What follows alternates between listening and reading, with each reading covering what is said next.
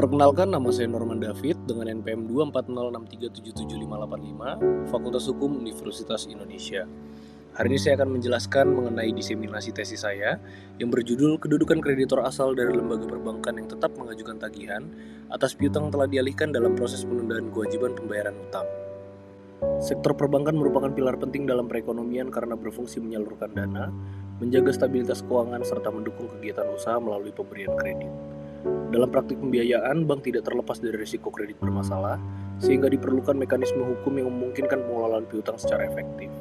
Salah satu instrumen yang umum digunakan adalah pengalihan piutang atau cesi, yaitu pemindahan hak tagih dari kreditor asal kepada pihak lain untuk tujuan penyihatan portofolio, pemulihan likuiditas, ataupun pencegahan risiko kerugian. Kemudian bagi debitur yang memiliki masalah keuangan, terdapat mekanisme penyelesaian yang dikenal sebagai penundaan kewajiban pembayaran utang atau PKPU yang hadir sebagai sarana bagi debitur untuk melakukan restrukturisasi kewajiban secara terukur dan transparan di bawah pengawasan pengadilan.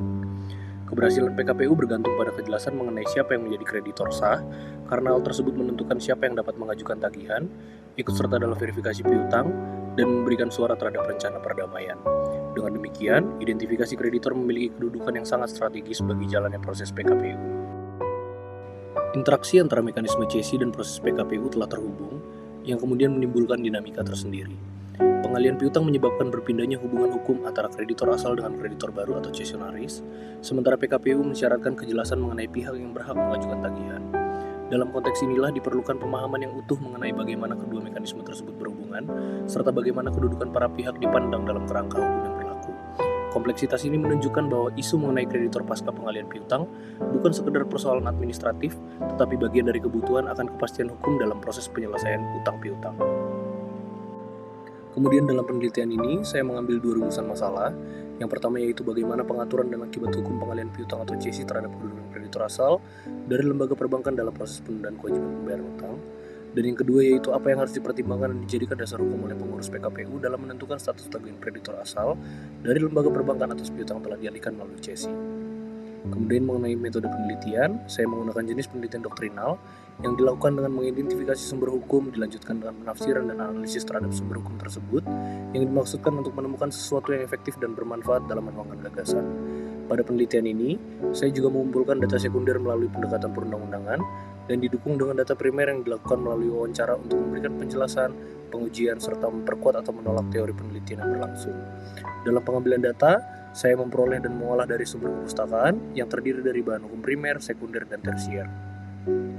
Kemudian kita masuk pada hasil penelitian atau pembahasan saya. Yang pertama yaitu pengalihan piutang melalui cesi berdasarkan pasal 613 KUH Perdata, yaitu pengalihan seluruh hak tagih dari kreditor asal kepada cesionaris. Setelah cesi dilakukan dengan akta otentik atau akta di bawah tangan dan telah diberitahukan kepada debitor, maka kreditor asal kehilangan legal standing untuk mengajukan tagihan dalam PKPU. Namun dalam Undang-Undang Nomor 37 Tahun 2004 tentang Kepailitan PKPU, tidak diatur secara tegas mengenai kedudukan kreditor asal pasca cesi, sehingga muncul ruang tafsir baru dalam praktik kepailitan PKPU. Hasil penelitian menegaskan bahwa secara normatif, kreditor asal tidak lagi memiliki kedudukan hukum dalam proses PKPU setelah piutang dialihkan secara seluruhnya. Kemudian untuk hasil pembahasan saya yang kedua, penelitian saya menunjukkan bahwa pengurus PKPU tetap menerima tagihan kreditor asal meskipun piutang tersebut telah dialihkan sepenuhnya melalui cesi.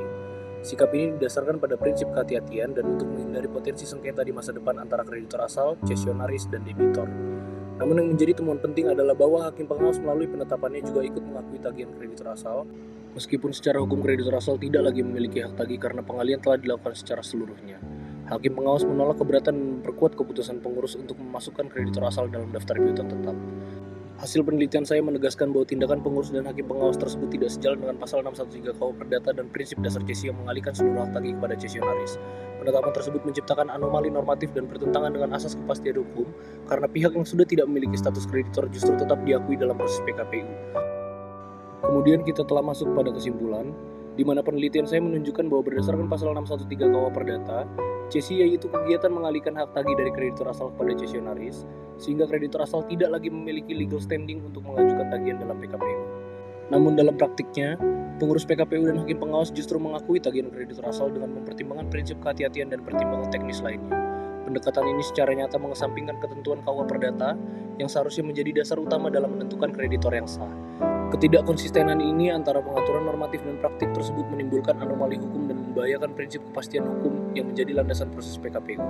Oleh karena itu, dibutuhkan kejelasan dan konsistensi pengaturan mengenai kedudukan kreditor pasca cesi agar penerapan PKPU berjalan sesuai hukum positif dan tetap menjamin kepastian bagi seluruh pihak yang terlibat.